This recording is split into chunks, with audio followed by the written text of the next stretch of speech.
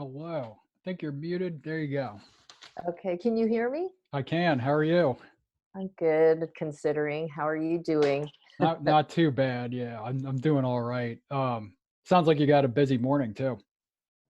Yeah, into late last night and this morning. Yes. Yeah.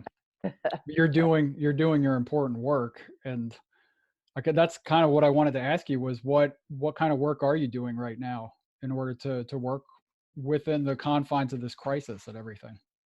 Yeah. Um, so on on the community front, I'm involved with an organization, a nonprofit that had its own turmoil last year, and frankly, I wanted to leave the board, but got pulled in as an emergency matter and had to make some tough decisions, which has had internal ripple effects. So that's right in Koreatown, most progressive Korean nonprofit. Um, and as with many nonprofits, their struggle. And so in this case, it was interesting. It was sort of a preview because it was intergenerational. It was not just age wise, but how many generations in this country, right? So Yeah. you had first generation, you had generations that came as children, second generation.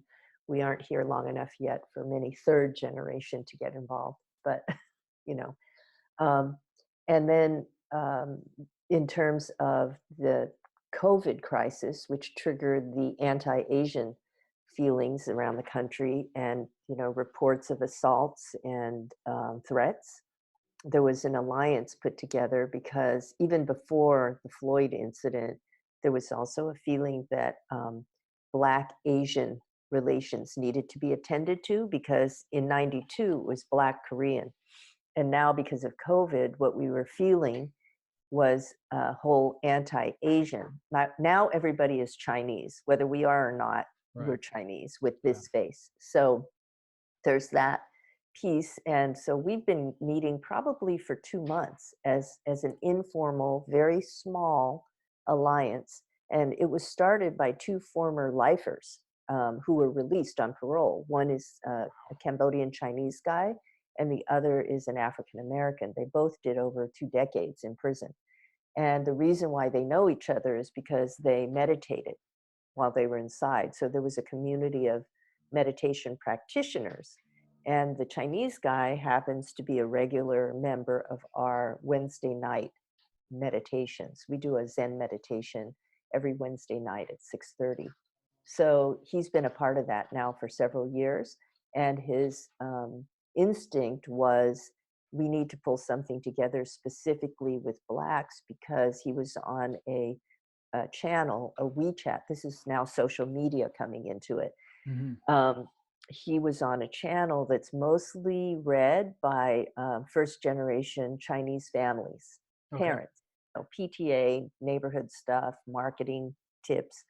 Um, but this one particular video that showed up was a guy wearing a black ski mask over his face, loading handguns, and basically putting a call out to the OGs, the old gangsters, to come out and protect our community, which is under siege because of the anti-Asian feeling out there. Wow. When he saw that, he immediately sent me the clip.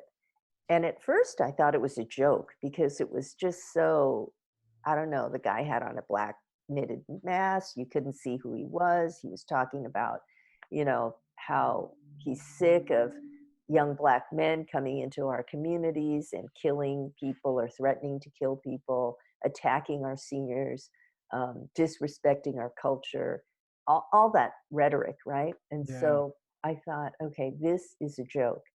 But I told him, let me think about this for a minute because I can't tell if this is real.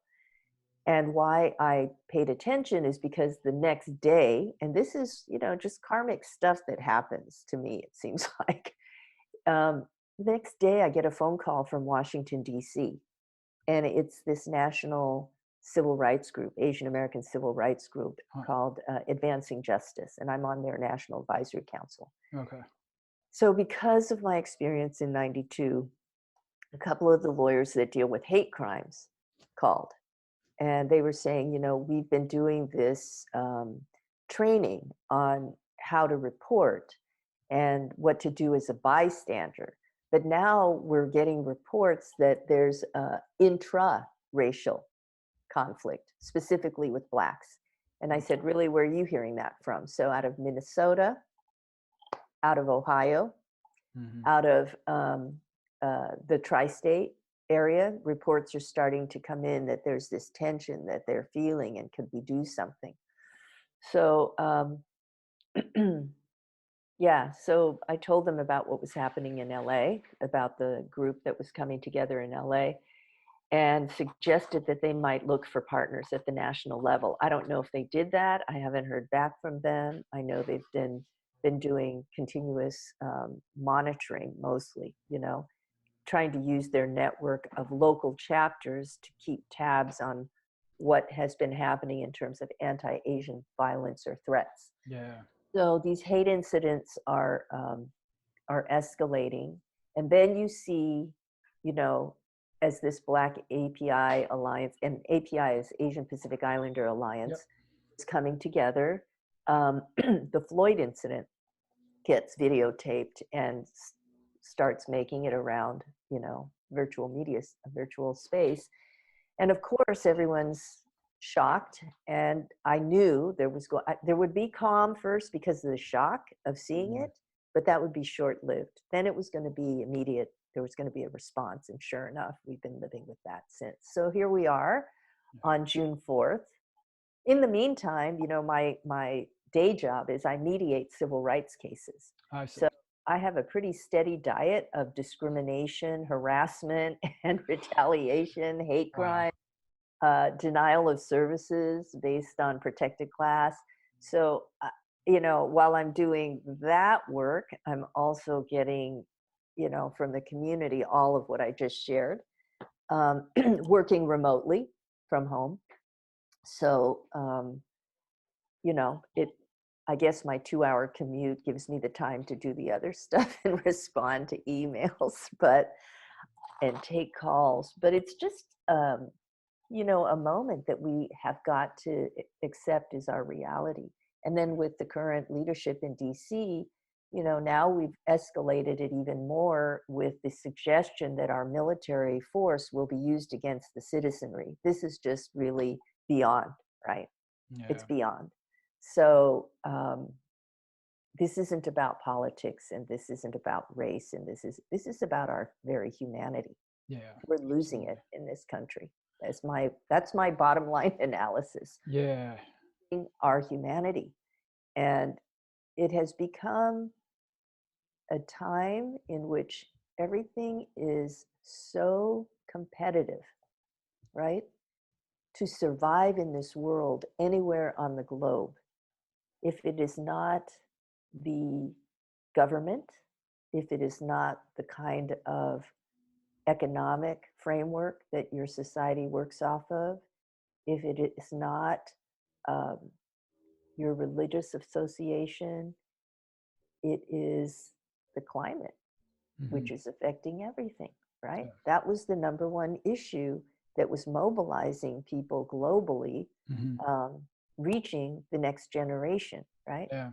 Greta. Yeah. So um, now that is still in play because, like, I do a weekly meditation, as I said, and Mhm. there are people that are calling in from Berkeley, right, to sit with us. And it's unseasonably hot in the Bay Area right now. Huh. And people are saying, this isn't right what's happening in June, Yeah. right? It's supposed to be chilly and cool and all that. Yeah. It's Yeah. hot. It's in the 80s. Yeah. So the universe is shifting in ways that are trying to tell us we need to pay attention, Mhm. right? So yeah, and when it comes to race relations, I know that was the subject you wanted to kind of focus on. Yeah. So almost 30 years later, of course, the paradigm is still black and white. I mean, we've made some shifts in terms of awareness that it's beyond black and white for American society just because of who we are and what the demographic Mhm. data are telling us about the very near future. But it's still in the United States a black white proposition, right? And yet, Asians also, and Latinx people in California, but Asians, I think, across the country are feeling a sort of split internally. There are those, and I would say they're probably numerically the majority, that are conservative. They believe in government leadership, and they do not believe in the kind of actions that we're seeing right now connected to the protests, where there's destruction of property and looting and vandalism and arson. They don't Yeah. believe in that, and they think it should be put down very, very harshly. Mhm. So for that generation, I think the law and order agenda is one that they align with. Yeah. But in the younger generation, it's not. The younger sort of social change, social justice generation, Mhm. they're backing up, all of what's happening right now and wanting to participate in a more visible way to say we're not with what exists right now. We don't identify with white supremacy. We don't identify with capitalism. We don't identify with the current power distribution. We Mhm. want to change it, and we will help you in whatever way we can. Yeah. So there's this huge internal split, right, among what we would call Asian Americans. Mhm. Um, and then even within that grouping, that socio-political concept of Asian America, you have very distinct and different experiences of Oh, yeah. being part of this society.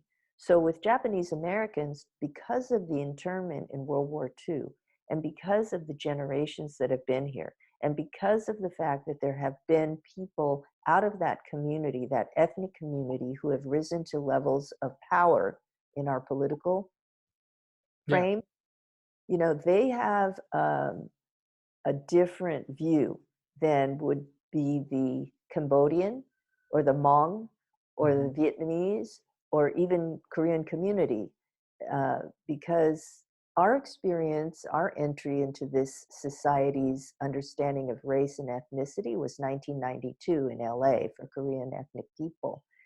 But for the Chinese, there's a very long history, right, Sure. of their contributions, exclusions, and experience with the legal system, as well as the finance system, as well as the social and cultural frame for this country as it has been predominantly defined. Mhm. So people tried, I think, to become a part of the mainstream society. And at some point, those who reached levels of what we would call success ran into racism. But it was confusing, especially for Asians, because it's like, well, we did everything that we're supposed to do, right? Mhm. Yeah. We got the education, we went for the positions that were available to us, we achieved in some manner, and we're still being excluded Yeah. or still being denigrated in some subtle way, not Mhm. as violently as dark skinned people. Mhm. But for Latinx, for example, you hear over and over again the alignment in race conversations. It's black and brown. You never hear Asians included, Yeah. right? It's always the black and brown Yeah. versus power structure. So Asians are sort of, once again, you know, first it was the model minority, then it was the inscrutable, uh, vicious young gangsters, Right. right? And now it is the invisible and really, you know, not inconsequential, insignificant, Mhm. racial group. And by the way, if you speak up, depending on the political analysis, you know, you're a white person Yeah. by every definition of this society. and it's Yeah. capitalist structure, so shut up and sit down. Right. It's very, very confusing for young progressives who are Asian because they want to support and they don't find the space for it. I mean, that was the calls I got yesterday. Gotcha. We be out there. We don't know, why there isn't more visibility. Hmm. They're talking to a 64-year-old person who has an 88-year-old mother and a 91-year-old father still alive with Alzheimer's. I am not going to any protests this week, right? Right. Right. Not because I'm afraid for me, but I have to go and see them Yeah. as frequently as I can because they still live on their own, Hmm. right? And I'm delivering food to them. I'm delivering wipes to them. I'm delivering toilet paper to them, Everything. right? So Yeah. I am not going to be risking exposure. Hmm. And even though my parents are pretty cavalier about it, when my mother was insisting early on to keep going to the bank and going to the market, she said, "I don't care. I'm 88. I'm done. I'm not afraid of death." Right. Thing was, yeah, but you still have dad, and what do you want to expose all of us? Yeah. Think about it. Yeah. It's not about you, Right. right? Right. So she then, agreed to stay in. But people have to kind of shift their thinking right now. The thinking is so I it's like it's an ancient arcane frame. Yeah. People need to understand we are so inextricably interconnected globally Hmm. that when you start talking about, withdrawing from an entity like the World Health Organization because you don't like what they're saying or you don't like that another member is starting to gain influence, Mm. I mean, come on, you know, disease, pestilence doesn't recognize nationality. Yeah. Sorry. As much as you would like to show your quote strength, yeah, but that's without much wisdom or intelligence, right? So Yeah. It makes it difficult when you're talking about those cross generational challenges and then the lumping of Asian Americans into a just one group. Here's what the one group thinks. As you said, there's a bifurcation with sort of a conservative leaning ideology and maybe a more liberal leaning ideology, but then you're breaking it down by the nationality, you're breaking it down by the age of the people involved, and it really has been a struggle for me as well with this crisis going on. The generalization problem, which is that's perennial, right? Where we try to generalize in order to figure out how the universe works, and to try to come up with some laws. But social science is such a difficult thing to understand because the rules are not they're not quite like physics, right? It's not, hey, we can make a generalization about this group right here. And I in reading about 92, I even saw the generational attitudes changing depending on the time that the Korean immigrants came into the United States. So you had people pre 1960s coming in, and then you had a 1960s crowd, and then a group that came in the 70s that had, from what I understand, many of them had much higher standard of living coming in, having experienced that back in South Korea. Now they're coming to the United States, and then they're having a culture clash plus possibly an economic loss. Um, so you even saw that going into those conflicts, and so it's I'm definitely hearing you on that and trying to navigate that in in the work you're doing, where you have a 2 hour commute every day, plus you're then getting involved with these small nonprofits, which is where I work, is in a small nonprofit. This is all these things all trying to fit them all together is increasingly difficult, especially in the climate you're talking about. right. And in the world of philanthropy, I think, we're in the middle of shifting the way that support for the third sector, Mhm. would happen. In other words, my understanding from talking with friends who work in that space was that they were starting to realize that a form of trust-based support and funding was necessary Mm. to begin thinking about.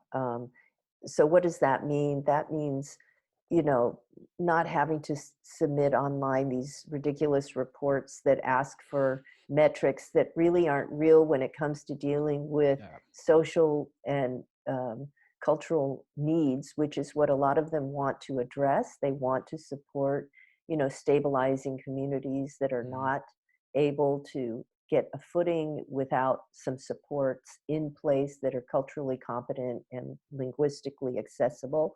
Yeah. Um, and metrics of a certain sort can be given, but really the shifts happen in ways that are more readily accessible through a qualitative reporting back. Yeah. But then qualitative reporting back requires POs, program officers, to read and really absorb and understand Yeah. context. And so there was starting to be some conversation led by small foundations, actually on the West Coast, Mhm. um, saying, look, we have to do something that is more trust based. We have to trust the people that we come into contact with. Why don't you consider just having conversations with them about what they're doing, what their challenges are, how they could see support being more effective if we have dollars to give. Yeah. And then, there's the whole question of, philanthropy, and are they giving enough? Is the corpus, so valuable that you can't move past 5%? Yeah. This is another issue, and I think that implicates tax laws, and it implicates the world of wealth that I don't really know. But Mhm. um, so this is what I mean when I say inextricably Yes. interconnected, right? It's in every aspect of our existence, and Mhm. now it's coming to be very clear. I mean, in the world of spiritual practice and ancient knowledge and teachings, this was understood. Mhm. Taoists understood this. They took their cues from what they would refer to as the heavens. Today Mm. we would say nature, right? Yeah. They took their cues from what was happening in the world, capital W, okay? Not Yeah. just their world. And so now what's happening, in my opinion, is that people are realizing that there's another level of energy that we haven't paid attention to. Mhm. We're being informed by a universal energy, I think. It's beyond governments and religions and beyond all these identity kinds of categories, right? Yeah. People can feel the pain and suffering. Even if they are not in it physically themselves, they are feeling it. Yeah. And that's the world that I'm talking about, that we do not attend to in this society. Can The other, I ask you something about that actually? I was in your book, I was reading your book and actually I wanted to show you this. I actually have a actually somehow ended up with the signed one. But in your book you were talking a little bit about the your ordination and your practice and of Zen, and you were talking about the really rigorous work you went through in order to get there and to get to where you wanted to be personally and spiritually. Um, this was fascinating to me because you're engaging in probably one of the hairiest and most difficult problems in the United States, which is race, and then you're also kind of taking this very difficult spiritual path at the same time. Um, and it seems like that kind of discipline is very helpful in this case, and I wondered if you could talk a little bit about that and why how it is that you end up diving into the most difficult of circumstances, just on a personal level, and how you deal with that, because I think for listeners that may be something that's very useful to understand. yeah, yeah. Well, I can make up a story, but it's probably not useful. I don't know. I don't Mhm. really know. Yeah. Um, I can say that without my Zen training, I think I would have been even a worse human being than I am. My whole interest at that point was, how do I become a better human being? Mm. You're not going to learn that in school. And unfortunately, we don't learn it in our families either, necessarily. I mean, some people are very blessed and they have elders around them Mhm. who have deep wisdom and deep courage and are disciplined and can accept. um, the conditions that remind them to be humble at all Mhm. times. I don't have that ability even now with Mhm. all of what I've tried to do with training myself. There's a point at which you must have a teacher that guides you. I was fortunate in that way. Okay. Um, and then there's only so much that they can teach, and then you have to be your own teacher. And I find myself, as recently as last month, I just lost it with somebody. This was in the nonprofit sector. Mhm. And I just, I couldn't. And the irony was, in the moment that I lost it, I had just finished a 45-minute meditation. Wow. Wow. Yeah. So I should have been able to take what was coming at me and just let it go, Mhm. because that's ultimately my understanding, and where I'm at is we need to let go, right? The anger, the greed, the frustration, the fear, the doubt, the suspicion, the delusional thinking, we need to let it go. And we Yeah. need to see things as they are. But I was just unable to do that. Yeah. So it just goes to show, right? It Yeah. doesn't matter. I mean, there's the Dalai Lama, and there's Thich Nhat Hanh, and there's my teacher, Tanoi. But, at the end of the day, it's never ending. Mm. The, the self training, the self reflection that has to continue happening. And what is interesting to me, having been born and raised in Los Angeles, but coming from a culture that, is across the Pacific and thousands of years old, not hundreds, what I'm observing is the coming together of two very different orientations toward living in this three-dimensional material world. And you're hearing it a little bit right now with, in the Western frame, it's very much the individual, right? Yep. Individual responsibility, individual development, individual rights. We have the Bill of Rights. And having been a lawyer doing the work that I did, I understand very well, the frame. And then you have this other culture that totally does not value individualism, Mhm. not at all. Right. It is what is in the best interest of the whole. Mhm. And if that means some people have to sacrifice, it's okay, because the whole is more important than those individuals, Yeah. right?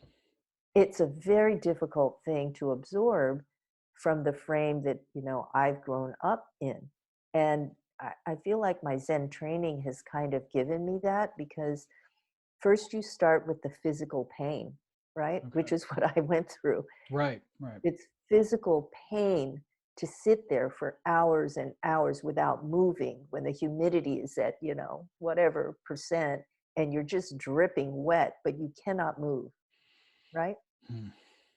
And it's interesting at a certain point to watch, how do I respond to physical discomfort? Yeah. And then, because you're doing it for days on end, you have this mental and emotional sort of breaking down. Not a breakdown, but a breaking down. Like, Okay. because, especially if you're well educated, it's harder, because your mind is so clever, it can rationalize anything. This is what we see a lot happening in the law. That's why I say the law is the ultimate illustration of delusion, right? Delusion is reality by agreement. It's not Mm. reality. And the law is all about that, Huh. right? And not only is it about, reality by agreement in this moment, but then we take precedent and we follow this precedent that is no Right. longer relevant to today, because that's the way it's set up. And we all agree that we'll follow that, right? Yeah. Yeah. Absolutely. I say it's the perfect example of delusion, Huh. right? So here we are, sitting in a time when these two major viewpoints that do not come from the same place are starting to come together. Mhm. So look at Hong Kong. That's the physical manifestation. The people there are Chinese. They're Chinese. Mhm. But if you ask them, they are not. they're Hong Kongese, Right. and they reject their Chinese identity Yeah. completely, completely. And yet they know that when the transition happened, that Hong Kong would, over a 50-year period, fully go back to China. We're about at the halfway point. This is why China is being very assertive right now Yeah. and making the point, you are part of us, Mhm. right? But the US is really fueling the individualism, the self identity, the self determination, the self whatever. We Yeah. do a lot of that, Yeah. right? So, it's just really interesting to watch all of this. And I'm so happy to be alive in this lifetime at this moment because there's so much happening in terms of transformation. Yeah, and it's a you mentioned that it's 30 years since, almost 30 years since the 92 riots, and almost like there's a cycle that's built in. It sometimes alarms me how the things repeat, and I don't know how much of it's a forgetting of how things went before. I mean, I think I told you over email, I was 7 years old when those riots happened in LA, and I had a very rudimentary understanding of what was going on, whereas you were my age and you were right in the middle of it. And so you're recalling it, and I was worried with your email the other day. You said something like, you know, I'm really having trouble with everything going on because you've seen it all before, and that's the wisdom you were talking about coming from elders, where you can learn so much that way. Um, but you do need mentoring, it seems like, and there's some kind of guidance that can be given, and it's almost like we don't have the system in place to give that kind of guidance. You mentioned. Right. In other cultures, right, from the East, it's very common for there to be intergenerational living Yeah. situations. Like, it's so interesting to me when I think about my own parents who came from that, right? But I remember growing up thinking or hearing them always say, you need to get an education. We don't care if you're girls, because we had three girls for many years, and Mhm. the whole sort of gender thing Yeah. in many Asian cultures orients toward males. So we don't care if you're all girls. You all have to get an education so you can take care of yourselves, because we don't want to be a burden on you. We want you to be able to go on with your lives, and we will do what we need to do to take care of our lives. So don't worry about taking care of us. It's a Yeah. very interesting message, right? And of course, today, the three sisters are all very close to geographically to my folks, who insist on living independently still at Mhm. their age. So we are there almost every day. One of Yeah. us is there almost Okay. every. So, but in a traditional setting, you would have the grandparents, the parents, and the grandkids all together. And there's something about the energy, right? So as people get older, right, the grandchildren are a natural elixir for them Mhm. to come alive and to share. And Yeah. there's a whole tradition of teaching different life skills, how to Mhm. cook, how to serve tea, how to drink tea together. And in the process, there's a lot of intelligence being downloaded. Yeah. In the Western context, I mean, my experience has been, if you're in a household where you've got, the mom and the dad and the kids, the grandparents are visitors, or Yeah. you visit them, and that happened with my grandparents even when they migrated here. Mhm. Um, and then it's more like the life gets so busy we don't have time to see grandma and grandpa, right? Yeah. So that doesn't happen. And maybe you might remember to send a birthday card if you live across the continent, or you might visit once every other year if you can afford it to Yeah. go. So there's this kind of sadness, actually, I'm realizing, for elders in this country. Mm. And they're all like sent to these places where they now, what we're seeing, they're dying together. And their Yes. family even be there. We had an event last night with my dad, and who's 91, and my sis called me to go right away. He was having an episode. He had some kind of an infection that we thought might require him to go to the ER. And then we all took a beat and we said, we're not sending him to the ER. Yeah, yeah. First of all, the last time that happened, he had to wait 16 hours. Okay. And the other thing is the conditions that we're in right now. Yeah, If he's going to go, let him go at home. Do yeah. not send him to the ER. So instead, we made some other arrangement. My sister happens to be a pharmacist, so Okay, she knew she got all the stuff in place. And my other yeah. sister happens to be a doctor, so she came right over. Okay, Um, they were able to take care of the situation. yeah. Very But good. but you know, these are times in which a lot of um, things are showing themselves to me, and I'm trying to process. I'm trying to write a book actually to be released in the 30th year of 92, Yeah, and I feel like I need to download a lot of what I see. When you ask me how did I end up doing this, I will tell you I remember this. I was getting, and to me, this is just karma. I never had an interest in visiting Hawaii. It just was another place. I was perfectly happy being in California, but I was part of a women's organization that was holding a conference in Honolulu at the turn of the century from 99 to 2000. hmm, And I had to go there a lot, right?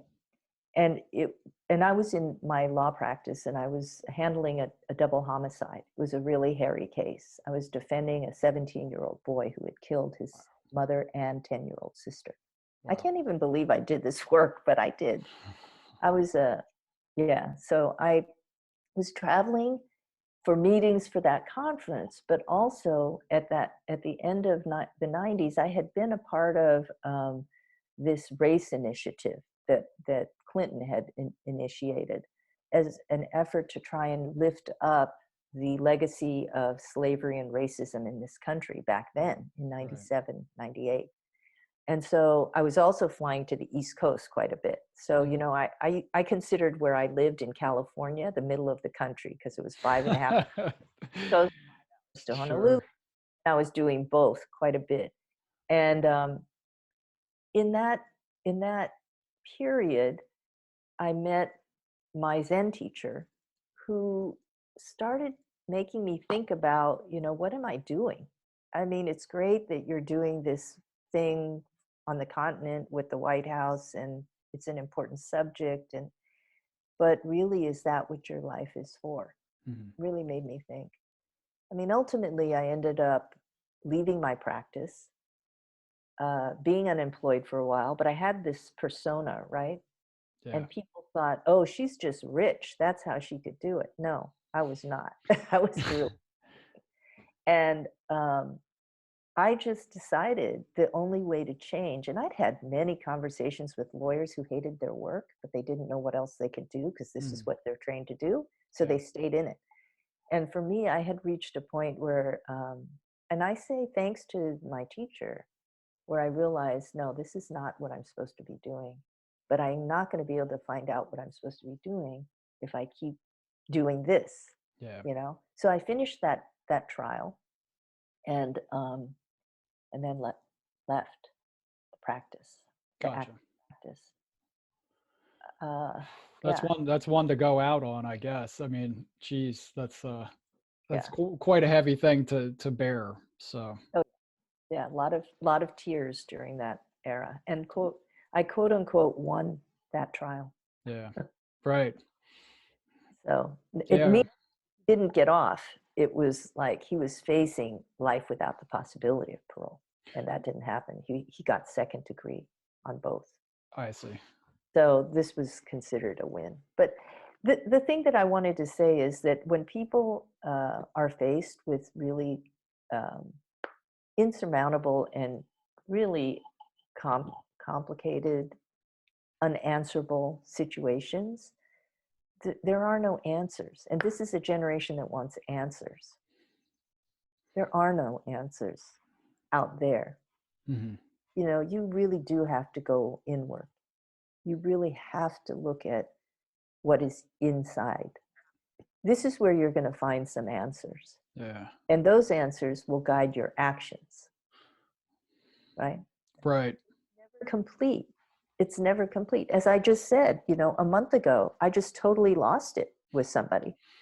And, you know, it just reminded me to stay humble because you know what? You're not all that. Yes. Right. Right. Yes, but then, once you've done that introspection, then you seem to have this ability, or hopefully you end up being able to take some action in the world. And then you end up in, again, we go back to nonprofits, but you end up in these groups. And one of the things that I keep running into is the fact that some of these groups that arise and they have charismatic leaders, they end up being so important, whereas they've struggled for years and years with no recognition. I keep thinking of like the Korean American Grocers in '92 association, right? It's an association of a couple people who are getting together to talk about market issues. All of a sudden, they're at the head of these pushes, and then it's another challenge. And it seems like so. I was wondering if you can comment shortly. I know we're coming up on an hour, and I want to be conscious of your time, but maybe about the value of those organizations and how to best mediate these things through community organizations, especially when it's so tough. Yeah. I'm not very successful at that.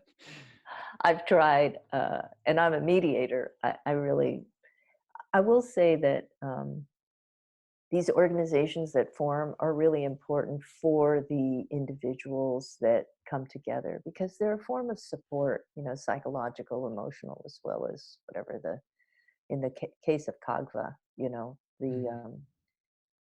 the fact that they had this shared experience of being targeted. Yeah, So, so that's what really brought them into prominence because of the fact that they were destroyed yeah, and this and targeted in that destruction. But you know, they were short-lived. Actually, I okay. mean, it's a remnant of that that continues. Mhm. So I'm not sure. I think these entities have value in the moment. BLM was starting to fade, and Right. now because of this, huge Yeah, recovery. And so, you know, I think it's their destiny. I guess I could put it that way. There are some interesting. entities that have their own destiny. So our job is not to say what it is as practitioners who join with them at any given moment. Yeah, I think our job is to help them to meet their destiny, whether it is to grow or to dissolve, yeah, right? yeah. And more entities dissolve than grow. Right. Even the largest, look at Planned Parenthood and what has gone on there. Look at the Red Cross and what has Mhm. gone on there in the last year. I mean, these are mega nonprofits, right? Yeah, yeah, But they're always occupied by human beings. And human beings bring all kinds of things to the existence of that entity. yeah, I often say to people who are in politics, who are thinking about going into politics, if you feel that's your calling, you should go and do the best that you can. But understand that your vision today is not going to be what you encounter or able to promote once you're there. These are people who are, you know, thinking in terms of social justice, social change, right. power analyses, have learned all about power from a frame of how to get the information, how to organize it, how to then leverage it into public policy, and so on and so forth. And people who get brought into that also are consultants and they're um, advocates and they're, you know, they choose lobbying maybe, or they do. But you see, the world of politics in itself, that institution, it has its own energy and it Mhm. has nothing to do with this person, this party, this grouping, this, no. The institution itself has its own character, Yeah. its own energy. And if you don't go along with that flow, you're spit out very quickly, right? Or you're Yeah. marginalized so that you cannot be effective. Right. Have to understand that and make the decision like, okay, so that's the case, and I'm going to stay in it. Why? Because it's the only tool we have. And so I have to really honor those people that stay in it, right? Yeah. Because it is not, it's a very toxic kind of environment. And we're seeing it played out more visibly than ever Yeah. at the level of the national leadership, right? Yeah. Yeah. Person after the other being spit out, spit out, spit out, attacked, spit out, spit out. That's what you call power politics for the moment. And people are confident that, he will be reelected, Hmm. right? I Yeah. hear it all the time. This man will be reelected. I don't know after what's happening right now because the international voices are now starting to come into play. Yeah. So maybe he won't be because his own party will maybe abandon him. But Yeah. at this point, the common wisdom is that he will be reelected. He's an incumbent, so that is usually how it goes, right? Um, but Hopefully not, in my view, but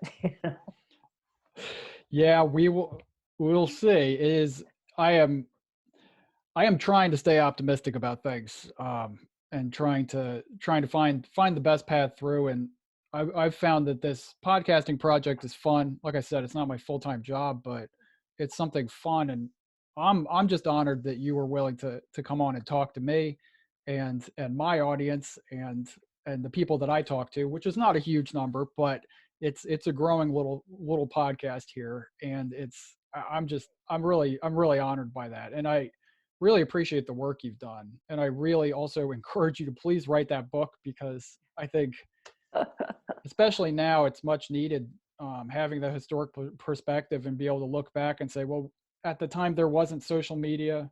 At the time, it was a completely different technological environment, but it was still people. It was still people interacting with other people. And the emotions are all the same. yeah, It's so much. yeah. That's why I say it's about our humanity. Yeah, It's really not about what political party or anything else. yeah, It's about our humanity. And that is something that everybody has to, you know, discover and reinforce or affirm yeah, in their own way. If it's going to church, go to church. If it's going to temple, go to temple. If it's taking a hike in the Sierras or, bicycling down Central Avenue, do it. Whatever it is that gets you back in touch with the fact that you are a human being living in this time, in this world, with this capacity. What is it that you can do, right? I think that's Optimistic. I don't, I know that there's debate over using that term. I stay in a place of great faith, mhm. great determination. I stay in that place no matter what. And that is not the easy way. No. No. Hey, I appreciate it. I'm gonna let you go. I would love, you had mentioned that there were some other people to talk to, and if Yes. if you'd be willing to put me in touch with them, if you want to, I could work out with you on scheduling something. Sure. I'd love to hear more voices. But Yeah. I'm so pleasured to meet you and to make your acquaintance. Thank you. And Thank you. Thank you so much for your time and thoughtfulness. of course, and thank you. Is beyond my choir because, Yeah, as I said to you in a prior email, I really have stopped speaking publicly yeah, because I found myself talking to myself pretty much. yeah, And that's not useful. We need to reach beyond and then have the heart to hear things that are not how we see it so yeah. we can learn. Yeah, I've got an interesting group. I think this is a great thing to get out there into the universe right now. So I Okay. appreciate it, Angela, Thank so you so much. much, Robert. Be All well. right, you too. Bye now. Bye.